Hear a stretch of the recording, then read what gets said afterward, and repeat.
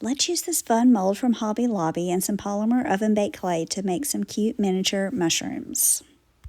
I'm going to start by working the clay to make it more soft and pliable. I'm using a really heavy rolling pin because it's quicker and easier on my hands. And I'm using the popsicle sticks because it easily creates the thickness that I want. But I guess that's not quite as important for this project because as you can see here, I am just pinching off pieces of that clay and pushing it down into the mold. This is the first time I'm kind of using this or doing this, so I have learned not to use too much clay. But for this one, I had a little extra, so I'm using my tools to trim up the edges of that and also to smooth out the edges. Now that I have a little better feel for it, I'm going to use a little less clay and try to just push in what I need. I like using this little rollerball tool because it applies a gentle, even pressure to really get it way down into the grooves to get all those details that I want from the face of the mushroom. And then I use that tool also to smooth out the sides, any kind of creases that it may have. And you can see me kind of pressing that down on the bottom. I was trying to create a flat surface on the bottom of the mushroom, hoping that they were going to stand up on their own, which didn't happen. I kind of figured that, but I'll show you later in the video what I did about that. And here I'm just finishing up that third piece and evening it up.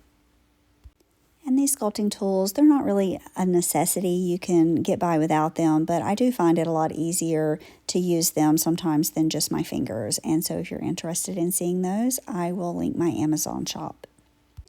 And here these little cuties are after pulling them out of the oven.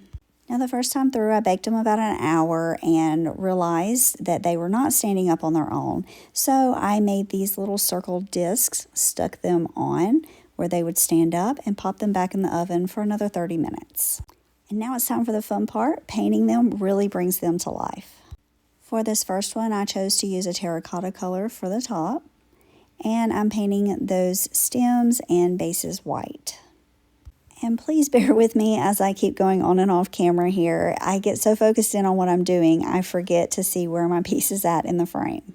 For the second one, I used burgundy, and for this last one, I am using a caramel color. Now that I have my base coats on, I am using a little of a dark burnt umber mixed with a little water to thin it out.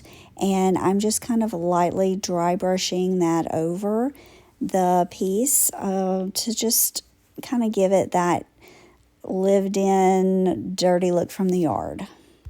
And I'm going to go ahead and give those circular little bases a nice darker coating of that brown. Now if you get a little too dark, you can always just go back over it with some white and highlight that again. It's really easy to kind of backtrack and just keep shading and blending until you get it to look exactly like you want. And I do find that adding a little water to thin out that brown paint just helps it to glide on more like an accent versus a thick covering.